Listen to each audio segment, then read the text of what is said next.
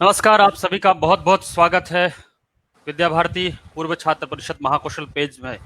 और आज हम, जैसा कि आप लोगों को पूर्व से सूचना है, आज मैंने बताया था कि आज हम इस सरस्वती संवाद के इस कार्यक्रम में हमारे साथ मैं कुछ पूर्व छात्र मेहमानों को लेकर यहाँ पर उपस्थित हुआ हूँ। और आज हम बात करेंगे इस संस्कार से, इस प्रेरणा ली हुई शिक्षा के साथ जो आज समाज जीवन में, राष्ट्र जीवन में और व्यक्तिगत जीवन में जो हमारे पूर्व छात्र हैं जो कार्य कर रहे हैं, जो एक अग्रेसर की भूमिका में है, कहीं ना कहीं अपने आप को प्रतिष्ठित कर रहे हैं और न केवल अपने लिए कार्य कर रहे हैं बल्कि समाज को भी प्रेरणा दे रहे हैं।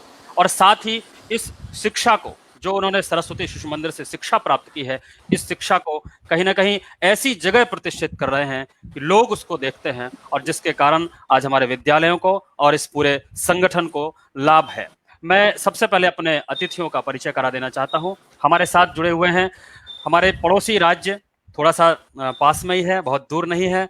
परिचय मिश्रा जी हमारे साथ जुड़े हुए हैं छत्तीसगढ़ से। मैं परिचय जी आपका बहुत बहुत स्वागत करता हूं। नमस्कार परिचय मिश्रा नमस्कार। जी अच्छे इंजीनियर हैं और खेल के बहुत अच्छे शिक्षक हैं, युवा एक प्रेरक हैं और विभिन्न संगठनों में आपका योगदान है।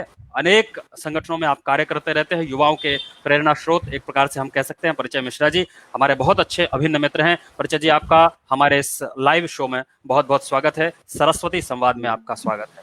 हमारे साथ जुड़े हुए हैं कानून की दुनिया से हमारे लॉ को जानने वाले एडवोकेट देवेश शर्मा जी। मैं आपका बहुत बहुत स्वागत करता हूं देवेश जी। आप इंदौर से हैं, मध्य प्रदेश इंदौर से हैं और इस उम्र में जैसे आप देवेश जी को देख रहे होंगे, वो चेहरा कोई बहुत बड़ा उम्रदराज चेहरा आपको नहीं दिख रहा है, लेकिन अपने क्षेत्र में और कानून के क्षेत्र में जो पकड़ है, उनकी जो सिद्धता है, जो महारत है, वो निश्चित रूप से आपको दिखाई देगी। और जब भी आप उनसे बात करेंगे तो आपको लगेगा कि हम किसी अच्छे कानून के विद से बात कर रहे हैं। देवेश जी इंदौर से आते हैं। इंदौर की जो हमारी खंडपीठ है, मध्य प्रदेश की जो हाई कोर्ट है, उस पर आप काम कर रहे हैं और देश के विभिन्न जगह भी आप जाते हैं कानून को लेकर, अपने जो उनके लोग होते हैं उनको सलाह देने के लिए। हमारे साथ मोनिका अवस्थी जी, मध्य प्रदेश सतना एक ऐसा शहर है जो आज औद्योगिक प्रतिष्ठा के लिए, औद्योगिक यात्रा में सतना अपना, जिस प्रकार से हम कहें कि पहले एक इंदौर हुआ करता था और इंदौर के बाद अगर किसी शहर ने अपनी जो पकड़ बनाई है, वहां से मोनिका जी है। मोनिका जी मैं आपका बहुत बहुत स्वागत करता हूं। आप सरस्वती शिशु मंदिर के सभी पूर्व छात्रों का अभिनंदन है। मैं शुरू करता हूं अपनी बात को। देवेश जी आपसे शुरू करता हूं। जब हम बात करते हैं सरस्वती शिशु मंदिर की और शिक्षा की बात करते हैं तो हमें वो गीत याद आता है, हमें वो मासिक गीत जो हम कभी गाया करते थे अपने शिक्षा जीवन में, मानवता के लिए उषा की किरण जगाने वाले हम, शोषित पीड़ित दलित जनों के भाग्य जगाने वाले हम। तो कहीं ना कहीं हम क्या अपने आप को इस समाज जीवन में अपने आप को अलग पाते हैं? क्या हम मानवता के लिए हम कुछ काम कर पाते हैं? क्या वो प्रेरणा, वो शिक्षा, वो संस्कार हमें आंदोलित करते रहते हैं? क्या फर्क है दूसरी शिक्षा और हमें जो मानवता की और संस्कार की शिक्षा मिली है? देवेश जी। पहले तो आगंतुक सभी अतिथिगण और मेरे सहभागी अविनेश जी का मैं हार्दिक अभिनंदन करता हूं, जो जिन्होंने मुझे इस लाइव प्रोग्राम में बुलाया और सरस्वती संवाद के माध्यम से आज हम जो मानवता की और सरस्वती शिशु मंदिर से जिनकी गिनती इतनी, ऐसी शिक्षा जो शायद ही मुझे प्राप्त हो सकती है। एक बात मानवता और संवाद की, तो अविनेश जी काफी बढ़िया प्रश्न कहा आपने कि हम कैसे भिन्न पाते हैं अपने आप को। भिन्न आप ऐसे पाते हैं, जो भी मार्मिक आपको कहीं दिखती है तो आपको लगता है कि क्या मैं उसकी मदद कर सकता हूँ। ये पहला संवाद जो अब आपसे आपका होता है, तो आपको ये पता चलता है कि सरस्वती शिशु मंदिर ही एक ऐसा विद्यालय है जो पेड़ पौधों से लगाकर चींटियों तक को दाना डालने की बात करता है। क्या बात। और चींटी भी कहीं ना कहीं आटा डालिए, कहीं पेड़ लगाइए, कहीं पशु पक्षियों को आप जल देने की बात करते हैं तो गर्मी में आप आपके घर पे जल रखिए। तो ये जो शिक्षा है शायद ही आपको किसी अन्य माध्यम से प्राप्त हो सकती है। सरस्वती शिशु मंदिर केवल नाम में ही, मतलब आपको इतनी प्रखरता मिलेगी कि सरस्वती सारी विद्याओं का माध्यम जिसके पास है वो सरस्वती है ना। सारी विद्याएं जिससे आप पा सकते हैं वो सरस्वती। सारी प्रतिष्ठाएं जिसकी गोद में खेलती हैं वो सरस्वती। सारी वाह धन आगमन की इच्छाएं जिसके आजू बाजू इर्द गिर्द रहती है वो सरस्वती। क्या सारे बात है। ऐश्वर्य और सौंदर्य जिसके पास होते हैं वो सरस्वती। और उस सरस्वती विद्यालय में पढ़कर मैं अपने आप को गौरवान्वित महसूस करता हूँ और इस सरस्वती शिशु मंदिर को बारंबार प्रणाम करता हूँ।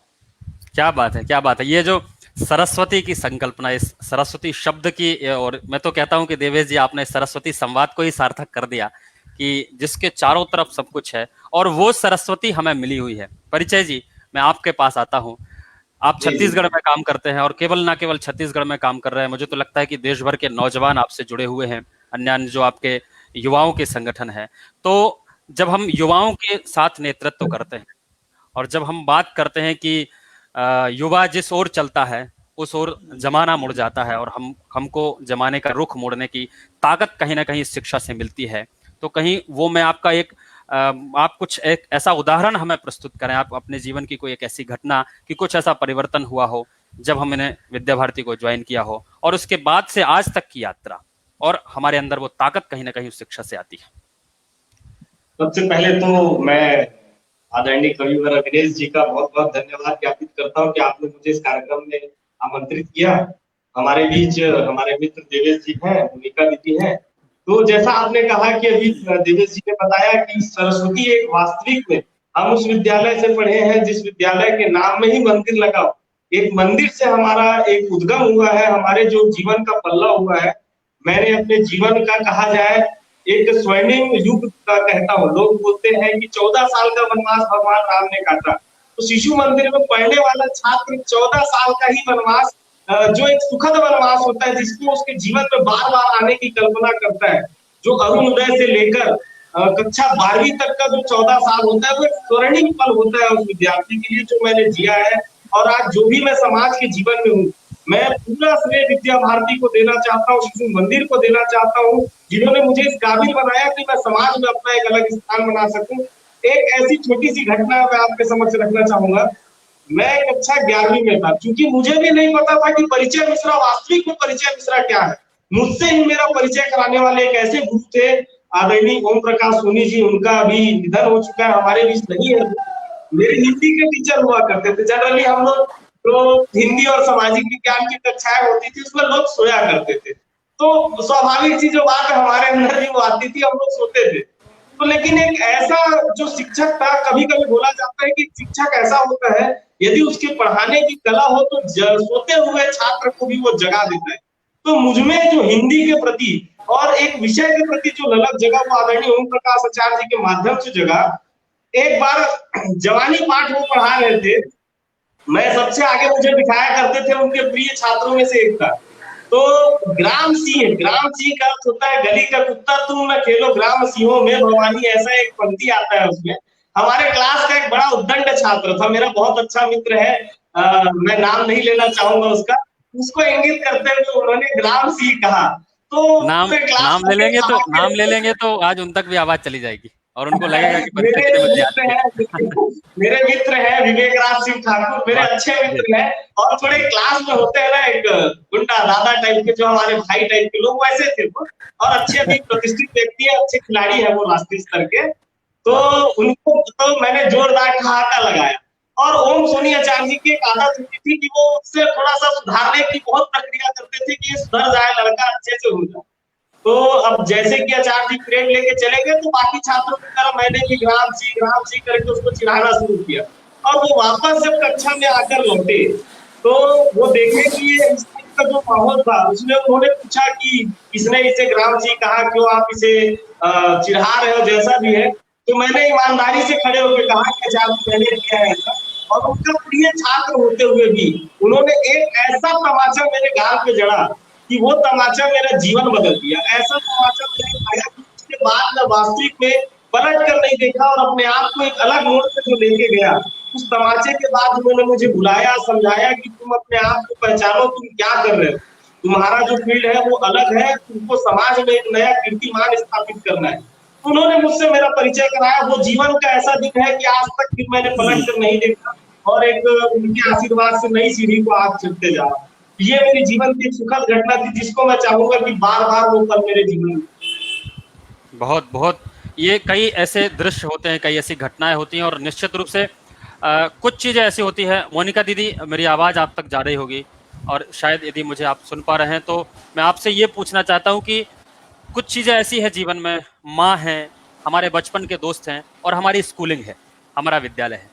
तीन चीजें हमें नहीं भूलती, हमारी माँ, हमारे बचपन के दोस्त और हमारा स्कूल। कॉलेज या कोचिंग तो थोड़ा बहुत हमें भूल भी जाए, लेकिन स्कूल हमें नहीं भूलता।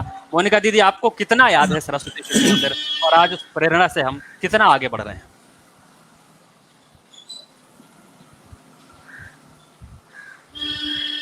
सभी को बहुत बहुत नमस्कार। अभिनेश जी, आपको बहुत बहुत धन्यवाद कि आपने हमें इसका पार्ट बनाया, और मिश्रा जी की बातें सुनकर के बहुत अच्छा लगा। देवेश जी की जानकारी भी बहुत अच्छी लगी। निश्चित ही अभिनेश जी, जो आप कह रहे हैं कि सरस्वती स्कूल की शिक्षा का निश्चित ही कोई विकल्प नहीं है, इसलिए क्योंकि वहां जो अनुशासन हमें सिखाया जाता है वो आज भी हमको मार्गदर्शित करता है। आपने कहा कि माँ विद्यालय, और विद्यालय कभी भी नहीं भूलता।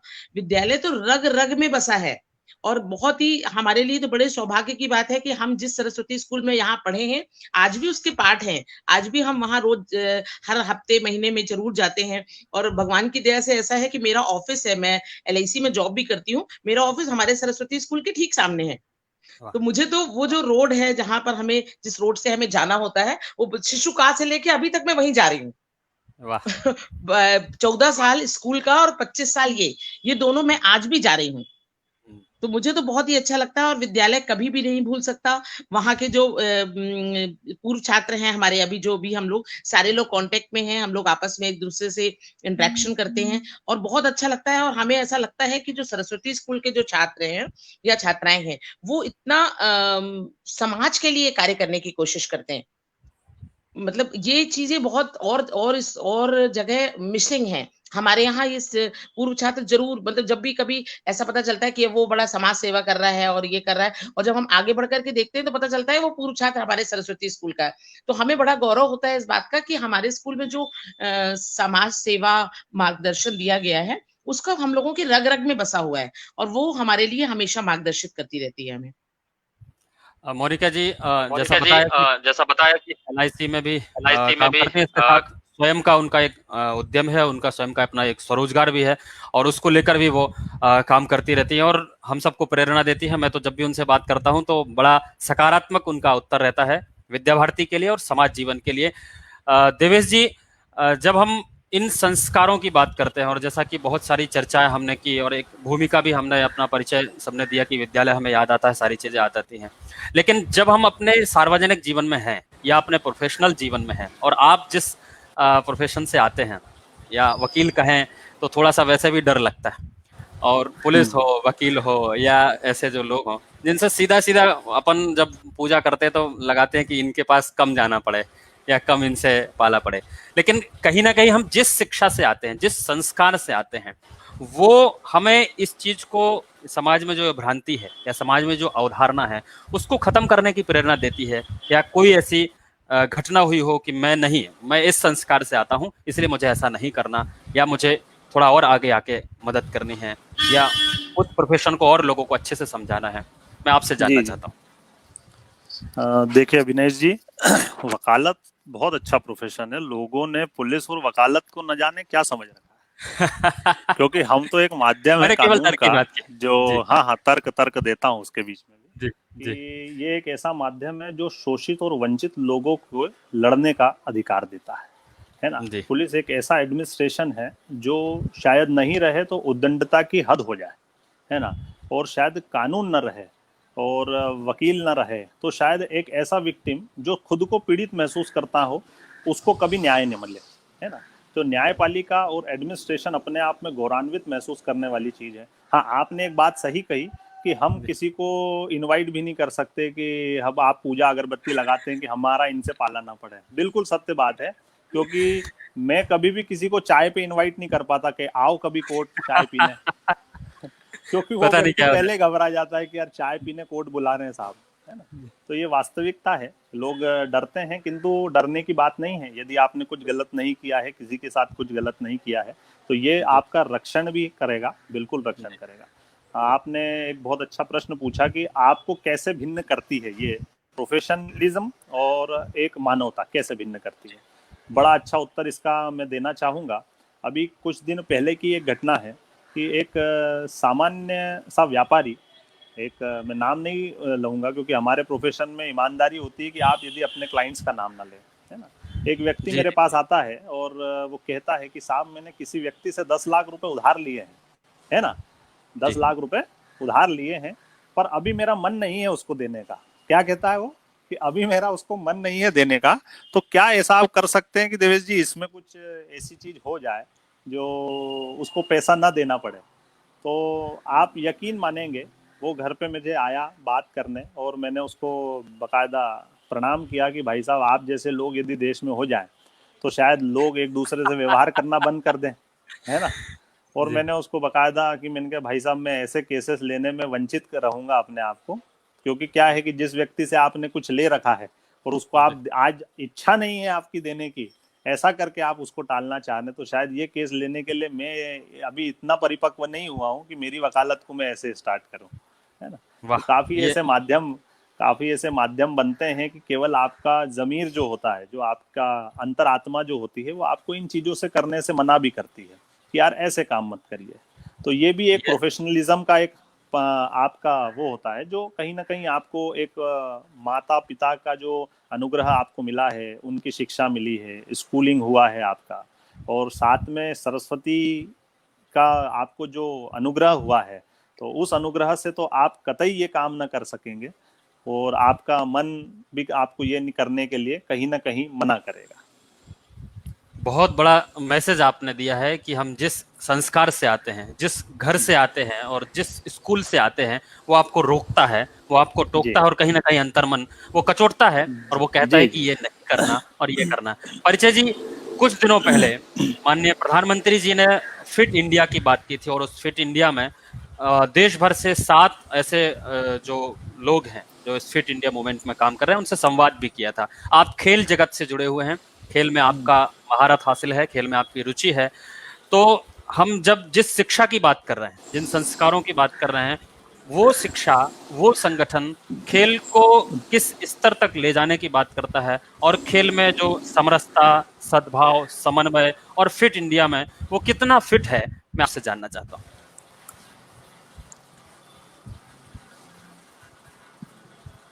मैं आपको बताना चाहूंगा, बहुत अच्छा प्रश्न आपने किया विनेश जी, क्योंकि आज जो शिशु मंदिर है, लोग इसको केवल ये सोचते हैं कि विद्या भारती के छात्र केवल पढ़ाई में ही आगे रहते हैं, खेल कूद से उनका कोई वास्ता नहीं रहता।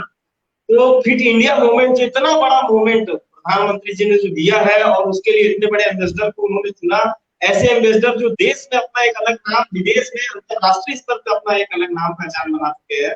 मैं विद्या भारती के परिप्रेक्ष्य में आपको बताना चाहूंगा कि हमारी शिक्षा एक ऐसी सार्वभौमिक शिक्षा है शिशु मंदिर की।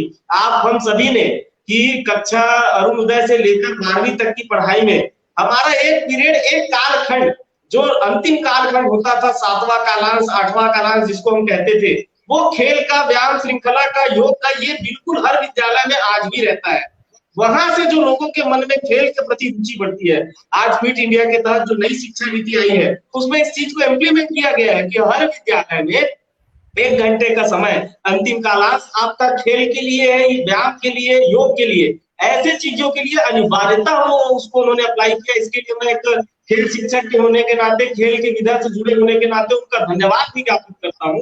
विद्या भारती परिवार, आज आपको मैं बताते हुए मुझे खुशी महसूस होता है कि Vidya Bharati school game federation of India का एक एफिलिएटेड यूनिट है जो खेल के माध्यम से देश में ही नहीं, विदेशों तक नई आयाम खड़ी कर रही है। आज मैं आपको बताना चाहूंगा कि हमारे जो खिलाड़ी हैं, एथलीट हैं विद्या भारती के, वो हमारे school game federation of India, जिसमें सारे स्कूल के बच्चे खेलते हैं, उसमें जब एथलेटिक्स की प्रतियोगिता होती है तो हमारे विद्या भारती के जो पूर्व छात्र हैं, वर्तमान छात्र हैं, पूर्व छात्र हो चुके हैं, कुछ निकल चुके हैं, ऐसे लोग आप उसमें मंदसौर की एक बहन है पूनम, मुक्केबाजी में उन्होंने अंतरराष्ट्रीय स्तर पर ओलंपिक खेला है, उनका मैं नाम लेना चाहूंगा।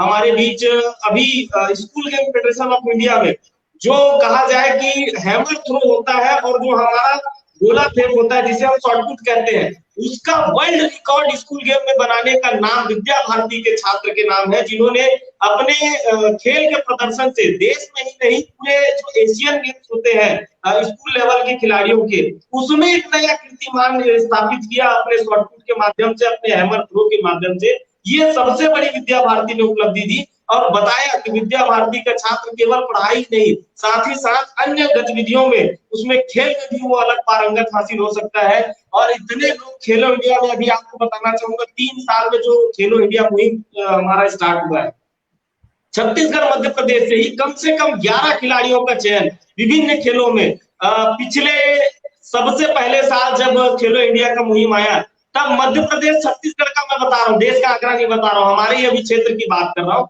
उसमें 11 खिलाड़ी, उसके बाद चयन हुए 23 खिलाड़ी और उसके बाद चयन हुए 37 खिलाड़ी। ऐसे करके खेलो इंडिया मुहिम में हमारे जो क्षेत्र का प्रतिनिधित्व है, जिसमें आज हम जो हमारे छात्र देख रहे हैं विद्या भारती के, वो 8 साल बाद कहीं एशियन गेम्स में, कहीं ओलंपिक में देश का नाम रोशन करेंगे, विद्या भारती का नाम रोशन करेंगे। तो ऐसा बहुत मेहनत इस विधा में विद्या भारती कर रहा है और क्रीड़ा परिषद का एक आयाम खड़ा करके इसको आगे बढ़ाने की कोशिश कर रहा है। और कहीं ना कहीं मैं जो खेल से जुड़ा या खेल के प्रति रुचि हुई, उसका एक कारण क्या होता था, सामाजिक समरसता का जो भाव होता था। हम इंतजार करते थे कि कैसे हमारी संभाग की खेल हो जिसमें अलग अलग जगह के लोग आए, कैसे हम अखिल भारतीय तक जाए, वो कसमकस जो इस विभाग को पीछे करना है, उस ब्रांच को पीछे करना है, इस क्षेत्र को पीछे करना है, अपना नाम रोशन करना है, ये जो भाव था प्रतिस्पर्धा का, वो कहीं ना कहीं विद्या भारती के इस खेल के माध्यम से आज आया है। और मैं वही कर रहा हूँ लगभग विद्या भारती के जितने आज छात्र हैं, मैं पूर्व छात्र होने के नाते उनको लगातार मार्गदर्शन देकर आज मुझे अच्छा लगता है कि मेरे अंदर कम से कम 600-700 खिलाड़ियों को मैं राष्ट्रीय स्तर तक पहुंचा चुका हूँ विद्या भारती के माध्यम से। तो ये मुझे बहुत अच्छा लगता है कि खेल के माध्यम से भी हम बहुत कुछ कर रहे हैं विद्या भारती के लोग।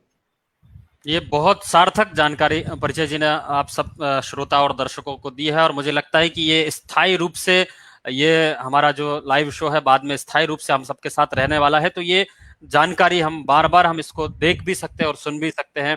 और ये बहुत धन्यवाद मैं परिचय जी को देना चाहता हूं कि वो जानकारी आपने निकाल के दी है, वो बातें आपने हमारे दर्शकों को बताई हैं जो वास्तव में उन तक जानी चाहिए। और हम किन किन क्षेत्रों में काम कर रहे हैं, ना केवल डिग्री के क्षेत्र में, ना केवल एक ही पक्ष के क्षेत्र में काम कर रहे हैं, बहुत सारे आयाम हैं। संस्कारों की बात करें, खेल की बात करें, शिक्षा की बात करें, बहुत सारे विविध आयाम है। मोनिका जी, मैं आपके पास फिर से आता हूं और एक प्रश्न जो मुझे लगता है ये यूनिक भी है और मेरे मन में हमेशा बनता है, हमेशा ये प्रश्न उठता है, और मैं उस प्रश्न का उत्तर भी किसी मातृशक्ति से ही चाहता हूं। आपने शिशु से लेकर द्वादश तक अध्ययन किया है।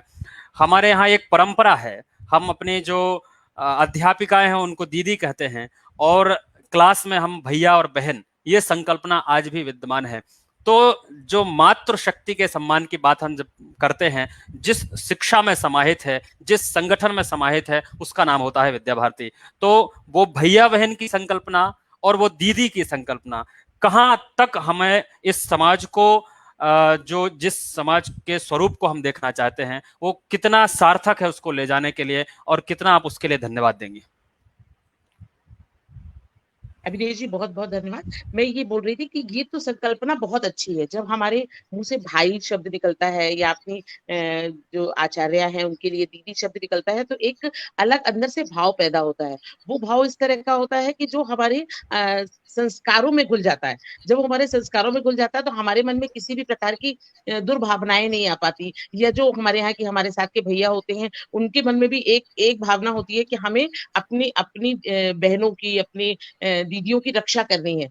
ये कहीं ना कहीं मैंने ये देखा है कि बहुत कहीं असर होता है, जिसका असर पूरी जिंदगी रहता है। आज मैं जब ये पाती हूँ कि जब हम देखते हैं कि हमारे सतना में मैं व्यापारी वर्ग से चूंकि जुड़ी हुई है, जैसा विनेश जी ने बताया, तो यदि सतना में बड़े बड़े जो व्यापारी हैं वो आज जब हम लोग अभी जब पूर्ण छात्र सम्मेलन करते हैं तो सारे वही हैं और उन्होंने बहुत अच्छे से अपने कार्य को किया हुआ है।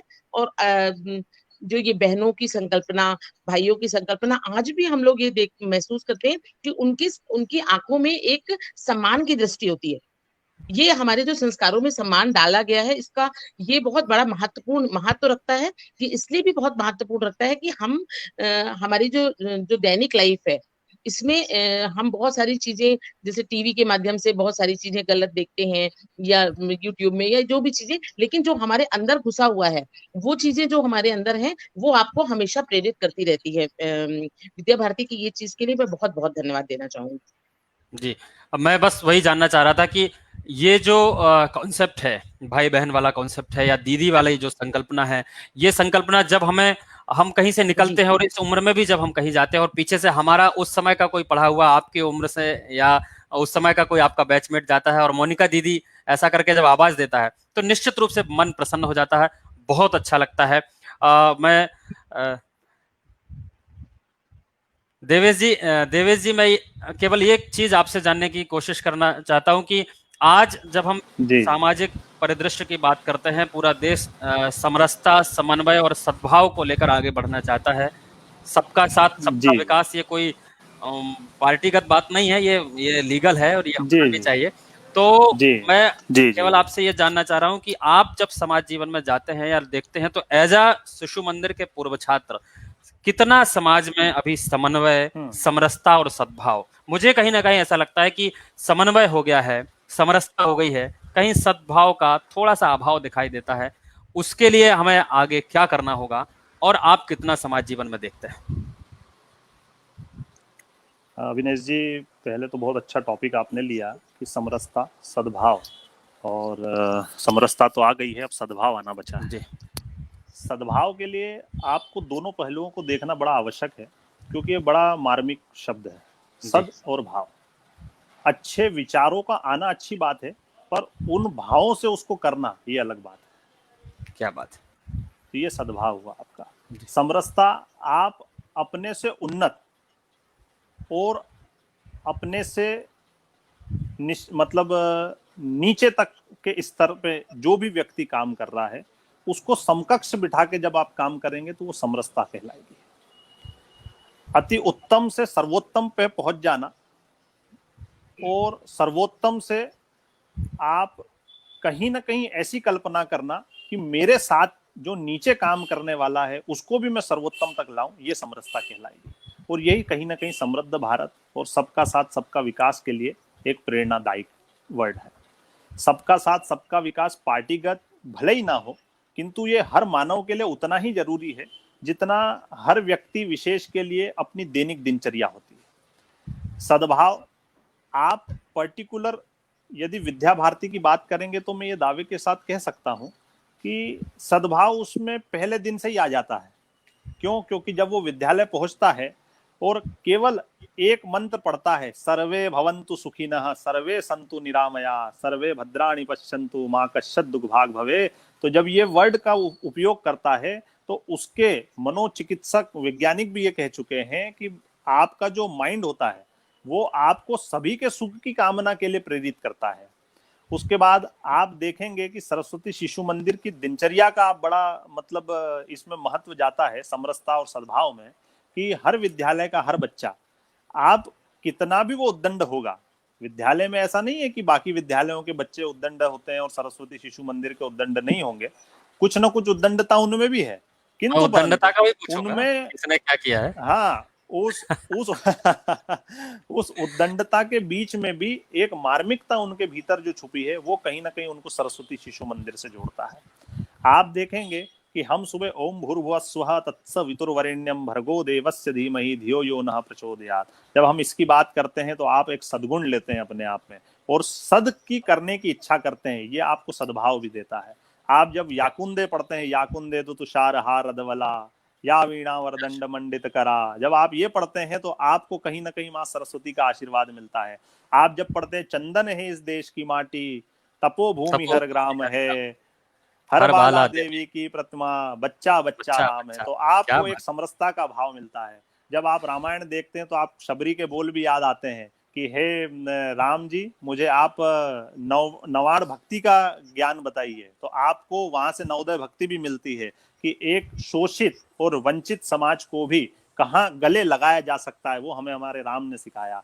तो ऐसा संस्कार, ऐसा सद्गुण और ऐसा समरसता भाव आपको कहीं और मिल ही नहीं सकता, ये जो विद्यालय से आपको मिलता है। रही बात भिन्नता की, तो हम कैसे भिन्न हो जाते हैं, क्योंकि आज समाज में हम कहीं ना कहीं देखते हैं कि हर व्यक्ति के भीतर एक दूसरे के प्रति ईर्ष्या और द्वेष का कहीं ना कहीं समागम है।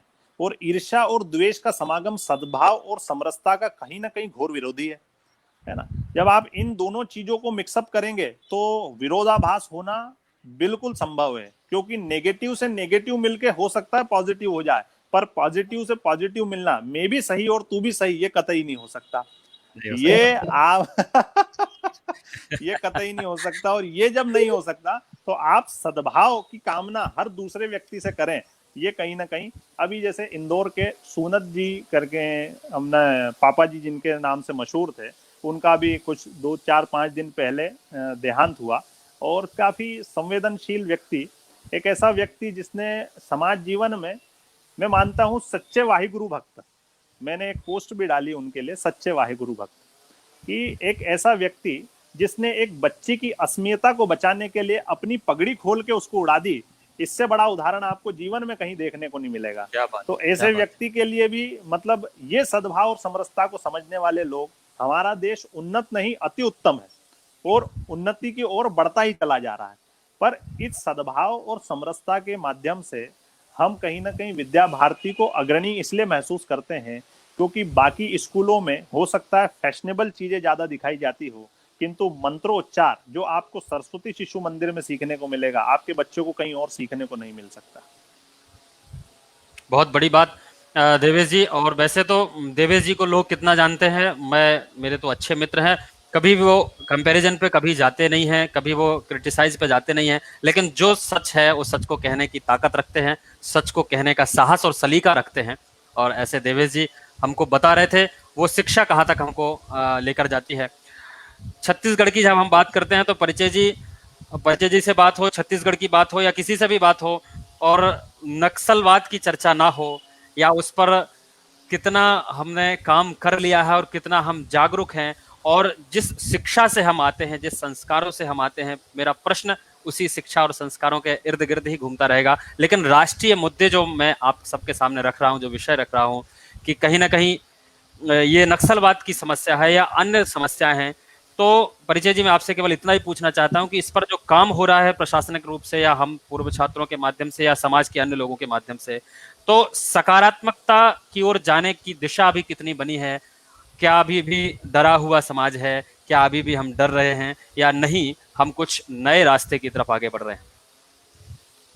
मैं बहुत सही और सार्थक प्रश्न आपने मुझसे पूछा कि छत्तीसगढ़ की बात हो और नक्सलवाद की बात ना हो। आज सुबह मैं पेपर पढ़ रहा था उठ के, तो एक बहन का मैं वृत्तांत देख रहा था कि वो पहले अपने देश को घूमी, फिर देश के भ्रमण के लिए निकली। अपना देश मतलब छत्तीसगढ़ की वो बहन है, उनका नाम मुझे पढ़ा हूँ आज ही याद नहीं आ पा रहा है। वो पहले अपने बस्तर को, हम छत्तीसगढ़िया लोगों से क्या होता है, आप कहीं भी जाओ तो छत्तीसगढ़ मतलब अरे आप क्या हो नक्सली है, थोड़ा आदमी डरता है, झिझकता है। ये भाव मैंने खुद महसूस किया है। कई बार ट्रेन में जाओ तो आदमी जगह दे देता है छत्तीसगढ़ का बोलने से। आप बड़े रूट में जाओ, बिहार जैसे रूट में भी छत्तीसगढ़ का बोलने से हमको ट्रेन में सीट मिल जाती है। लेकिन आपको ये भाव मैं आपको बताना चाहूंगा कि आज जो बस्तर और छत्तीसगढ़ का जो परिकल्पना हम कर रहे हैं, आज दंतेवाड़ा एक ऐसा एजुकेशन हब, ऐसा एजुकेशन सिटी बन चुका है, जवांगा सिटी। पहला लाइवलीहुड कॉलेज छत्तीसगढ़ में जो बना, वो देश के लिए एक मॉडल बना, एक आईना बना। आज ऐसा गढ़ बन चुका है एजुकेशन के रूप में, बस्तर का है, उसमें हमारे जो पूर्व छात्र हैं, मैं आपको एक अच्छी घटना बताता हूँ। 2013 में गीदम और झीरम घाटी की घटना आपने सुनी होगी, जिसमें माननीय विद्याचरण जैसे और नंद कुमार पटेल जैसे ऐसे कांग्रेस के कितने बड़े नेता उस घटना में, नक्सल घटना में उनकी नृशंस हत्या हो गई और एक समाज के लिए बहुत बड़ी क्षति थी।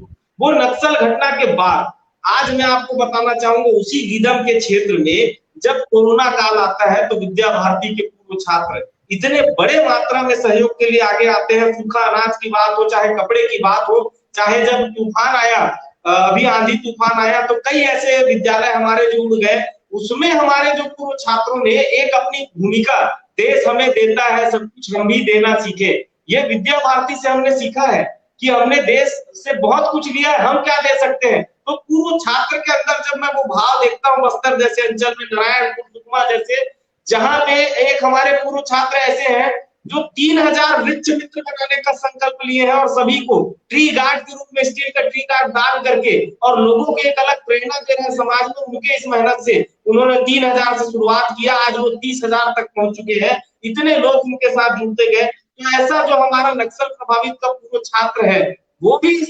क्षेत्र में जाकर काम कर रहा है। और आज मैं आपको बताता हूँ कि नकुल नाथ, सुकमा, कुंटा, आपका कटे कल्याण, ऐसे ऐसे जगहों पे आप हमारे माननीय मुक्तेश सिंह बदेसा जी को भी जानते होंगे, वो बस्तर विभाग के समन्वयक हुआ करते थे जब मैं विद्या भारती में पढ़ता था। उन्होंने इतने अंदर तक जाकर काम किया है, कई बार नक्सलियों से उनका सामना हुआ है क्योंकि वो एक अच्छे हट्टे कट्टे पर्सनालिटी के पर्सन है। उनके साथ एक घटना हुई थी, मैं बताऊंगा आपको कि इतना अच्छा उन्होंने काम किया है बस्तर में, उनको नक्सलियों ने एक बार बांधकर बहुत ज्यादा प्रताड़ित किया और उनको देखकर, कदकाठी देखकर लोगों को लगता था कि ये पुलिस के मैन है या वहां फौजी है, ऐसे आप यदि जाएंगे तो आपको बिल्कुल परेशान करते थे। लेकिन उन्होंने विद्या भारती के काम को खड़ा किया और एकदम ज्यादा ऐसा आज बस्तर का जो भी काम दिखता है उनके माध्यम से विद्या भारती का काम आज बस्तर के बीहड़ क्षेत्र तक में, अबूझमाड़ क्षेत्र तक में विद्या भारती और शिशु मंदिर की कल्पना हो पाई है। जहां से मैं आपको बताता हूँ, हमारा जो क्षेत्रीय और प्रांतीय खेलकूद होता है अखिल भारतीय स्तर तक, बस्तर का बच्चा जो बिल्कुल ही एकदम अपने खेल में महारत होता है, जिसको आप एक बार सिखा दिए तो प्रकृति पुत्र जिन्हें कहा जाता है, वो देश तक में नाम कमाते आए थे। अभी अभी कुछ वर्षों से ऐसा हुआ है कि थोड़ा सा हमारा जो आवागमन का साधन है, कुछ वहां रोड बनने के कारण उतना ज्यादा कनेक्टिविटी हो नहीं पा रहा है, लेकिन बस्तर का अब जो परिकल्पना है वो आज कहीं ना कहीं देश में बदल रहा है। और छत्तीसगढ़ की दृष्टि से भी ये बहुत अच्छा बात है कि हमारे पूर्व छात्रों का भी उसमें बहुत बड़ा सहभाग हो रहा है। ऐसा आज एक नया परिकल्पना हमारे बीच खड़ा हो रहा है।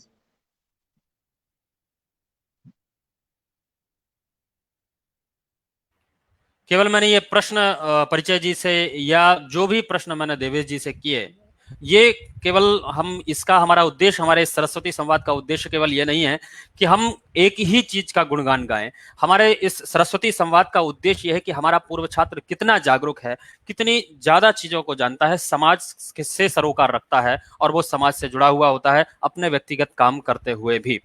मोनिका जी, एक अंतिम प्रश्न को लेकर मैं आपके पास फिर से आता हूं। और आप व्यवसाय भी कर रहे हैं, आप पर्सनल कहीं कुछ काम करने भी जाते हैं और एक बहुत अच्छे से अपने परिवार को भी आप चला रहे हैं।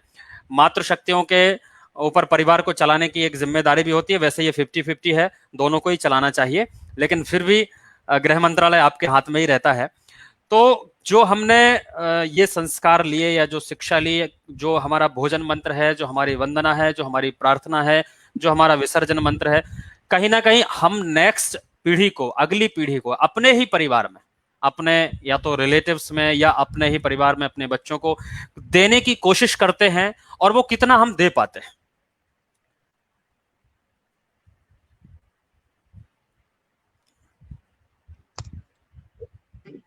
हाँ मिशेल जी, आप बिल्कुल ठीक कह रहे हैं कि जो हमको संस्कार वहां से मिले हैं, वास्तव में आज हम अपने बच्चों को ज्यादातर सरस्वती स्कूल में नहीं भेज रहे हैं।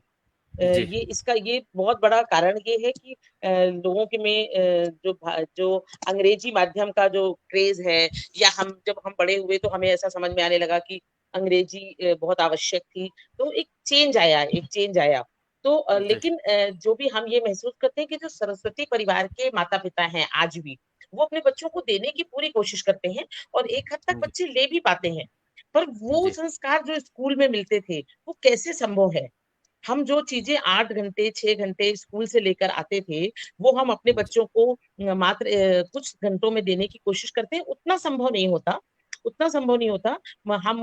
हम उनसे ये नहीं कह सकते कि आप भोजन मंत्र करके खाना खाओ, ये हमारे मतलब ये हम स्कूल जाते थे तो एक रूटीन होता था, एक वो होता था जो हमारे मन में रच बस गया था। आज बच्चों को हम उतना कन्वे करने की पूरी कोशिश करते हैं और ऐसा नहीं है कि बच्चे बहुत सारी चीजें सीखते हैं या देख जो भाई यदि वो मेरी बातें आज नहीं भी मानते हैं तो चूंकि सुनते रहते हैं तो उनको जब वो सबकॉन्शियस माइंड में या जब बाद में आते हैं तो उनके दिमाग में ये बात चलती रहती है कि हमें इन बातों को मानना है। जैसे मेरी माँ ने मुझे जो चीज सिखाई उस समय अच्छी नहीं लगती थी कि यार ये मम्मा क्या बोलती है, बट फिर बाद में जब हम आज करते हम करते वही है, हम करते वही हैं जो माँ उस समय कहती थी। लेकिन उस समय ऐसा लगता था ये क्या बोल रही है यार, क्यों करना। मतलब वो एक्चुअली ये चीजें हैं, ये अपने मन में रचती बसती हैं।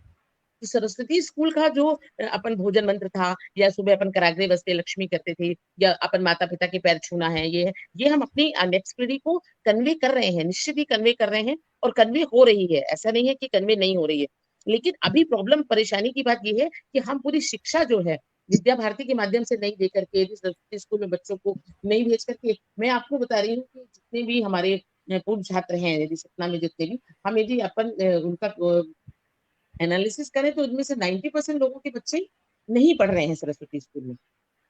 आप तो ये बहुत अच्छे से जान पा रहे होंगे, यदि ऐसा होता तो सरस्वती स्कूल की स्थिति बहुत ही अच्छी होती।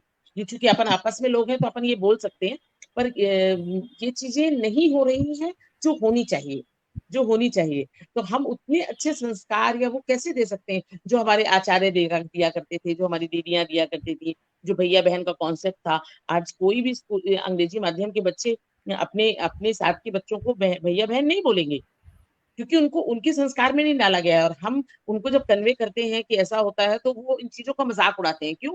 क्योंकि उनको ये चीजें मन के अंदर नहीं बसी हुई है, मन के अंदर नहीं बसी हुई है। मैं सक्षम संस्था है भैया यहाँ पर, समदृष्टि क्षमता विकास एवं अनुसंधान मंडल, ये दिव्यांगों के लिए काम करती है। मैं उसमें यहाँ पर सचिव हूँ, सचिव की भूमिका में हूँ। मैं वहां पर जाकर के ये महसूस करती हूँ कि जब संस्था में काम करते हैं तो जब भी यदि कोई जुड़ने के लिए आते हैं तो ज्यादातर मुझे जो मिलते हैं वो सरस्वती स्कूल के लोग मिलते हैं जो बहुत अच्छे से काम करने की कोशिश करते हैं। और जो अन्य स्कूलों के बच्चे जाकर के ऐड होते हैं, होते तो सभी जगह के हैं, वो केवल ये चाहते हैं कि हम अपनी फोटो खिंचा लें, हमको काम ना करना पड़े, हमारा सिर्फ नाम हो जाए। जबकि सरस्वती स्कूल में विद्या भारती से जुड़े हुए लोगों के मन में ऐसी भावनाएं नहीं होती। हम लोगों को लगता है काम हो जाए, ठीक है, जो भी काम है कोई भी कर दे, पर होना चाहिए, काम होना चाहिए। हम नहीं कर पा रहे हैं, कोई और करे, किसी और का नाम हो, कुछ और करे, हम लोग इस तरह की भावनाएं रखते हैं। पर इस तरह की भावनाएं हमें संस्कारों के माध्यम से मिलती हैं, क्योंकि हम ये मानते हैं कि जो हमारे मन में जो हमने किया है वो हमारा हमको संतुष्ट करता है। और यहाँ लोगों के मन में जो विद्या भारती से अलग लोग होते हैं वो ये सोचते हैं कि हम संतुष्ट करेंगे मतलब यानी अपने आप को संतुष्ट नहीं करते, वो समाज को दिखावा करते हैं। ये एक हमने बहुत बड़ा अंतर महसूस किया है।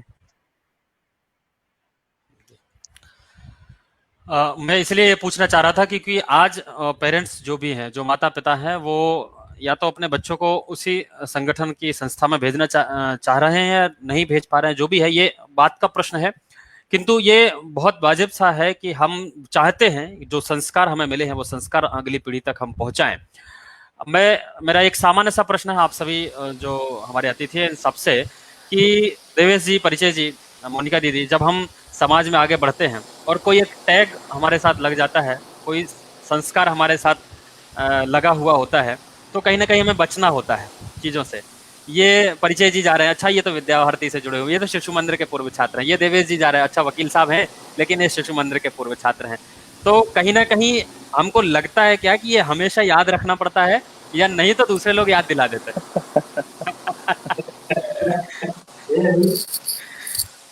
नहीं, काफी बढ़िया प्रश्न ये है कि हमें याद रखना पड़ता है या लोग याद दिला देते हैं। आपकी छवि, आपका स्वभाव और आपकी गुणवत्ता, ये आपका ऑटोमेटिक परिचय ये दे देती है कि आप सरस्वती शिशु मंदिर के अलावा किसी में पढ़ ही नहीं सकते।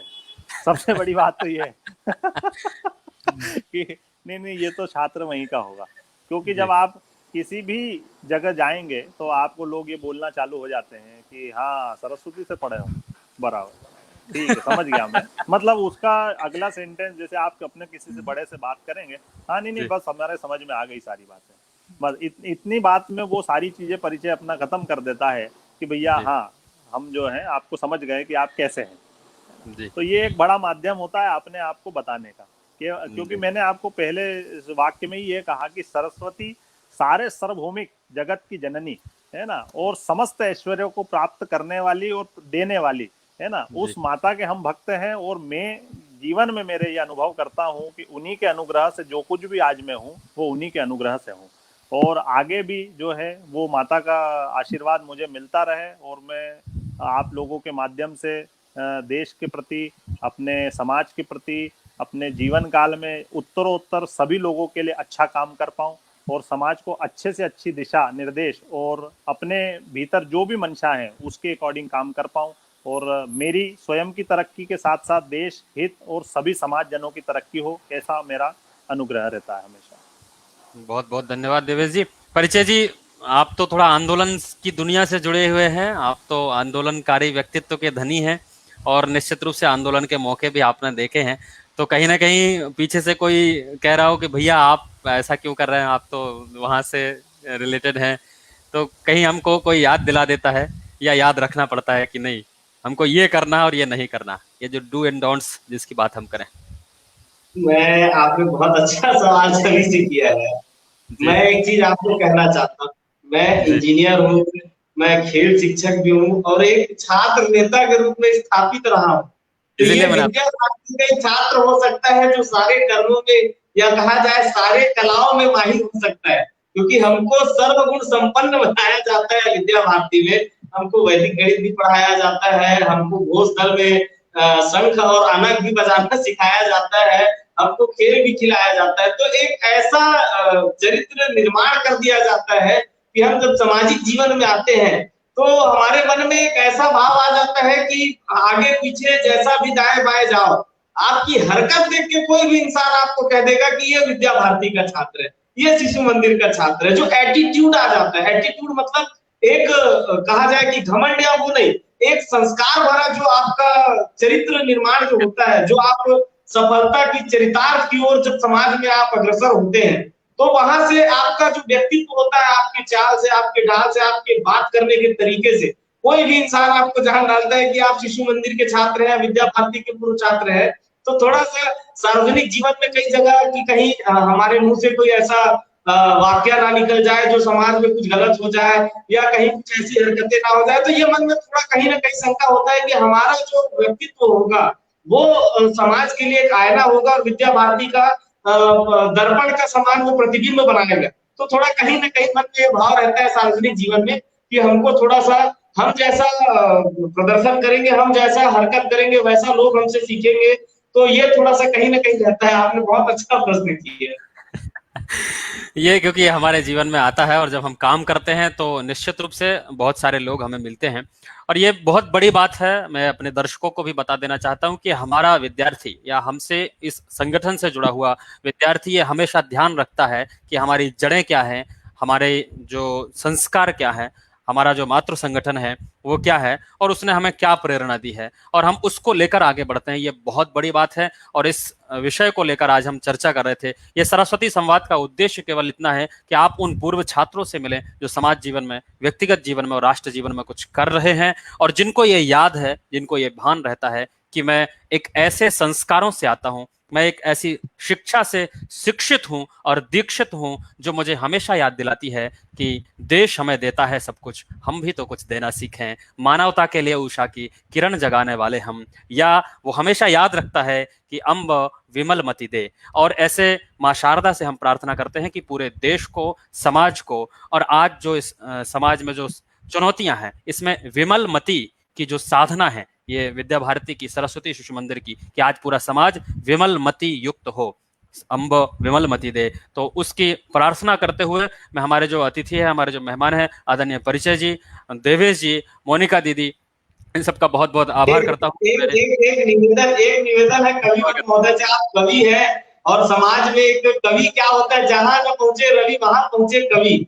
तो मेरा आग्रह था कि हमारे विद्या भारती की जो शिक्षा है और आज की जो वर्तमान बाकी जगहों की शिक्षा है उस पर कोई व्यक्त करते हुए कोई कविता आपने यदि बनाई हो तो बिल्कुल एक बार हम सभी आपके मुखार वृंद से सुनना चाहेंगे, एक बार आदरणीय अविनेश कटेरा जी से। मैं जिस शिक्षा से आता हूँ, परिचय दी, उसका मंच तो है नहीं, लेकिन आपने आग्रह किया और आपके आग्रह को मैं ठुकरा नहीं सकता। मैं जिस संस्कारों से आता हूँ, मैं किसी भी मंच पर बैठता हूँ, किसी भी पटल में बात करता हूँ, मैं शुरुआत केवल यहीं से करता हूँ कि देवों की है पुण्य भूमि और ऋषियों की परिपाटी है। देवों की है पुण्य भूमि और ऋषियों की परिपाटी है। वीरों की है जन्मभूमि, यह पावन भारत माटी है। वीरों की है जन्मभूमि, यह पावन भारत माटी है। ये संस्कार जो हमें मिले हैं, जो भारत का परिचय हमें मिला है, जिस पुण्य भूमि भारत की बात करते हैं। देवेश जी कुछ कहना चाहते हैं? बहुत बहुत बढ़िया, बहुत बढ़िया। 4 लाइन में सारांश दे दिया आपने, इसको कवि कहते हैं। वाह, बहुत वाह, धन्यवाद। बहुत बहुत आभार देवेश जी आपका, मोनिका दीदी आपका आभार, परिचय जी आपका आभार। बहुत मैं धन्यवाद। जब भी हमें जरूरत पड़ेगी और जब भी हमें आवश्यकता होगी, हम आपको पुनः परेशान करेंगे, आपको पुनः बुलाएंगे। और हमारे दर्शकों का, श्रोताओं का सबका अभिनंदन। बहुत बहुत आभार, बहुत बहुत धन्यवाद। जी, प्रणाम, प्रणाम।